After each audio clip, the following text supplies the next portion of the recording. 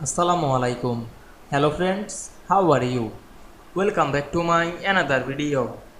In this video, I am going to show you how to make all text lowercase in Microsoft PowerPoint. Let's get started. At first, you have to open a PowerPoint presentation. We can see here many slides. Now we want to change the all text lowercase. At first, click inside your text box.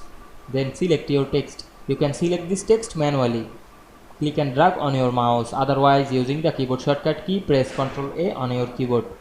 Then go to the home menu and find and select the change case option. We can see here the lowercase, otherwise you can change uppercase, capitalize each word, toggle case or sentence case. Now I am select lowercase and we can see here the all text is a small letter. Now we apply in this same process another text box.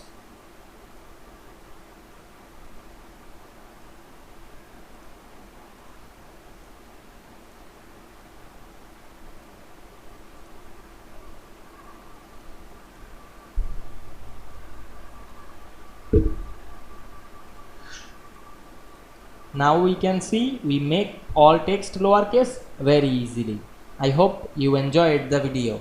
Please like, comment, share and subscribe my channel. Thanks for watching.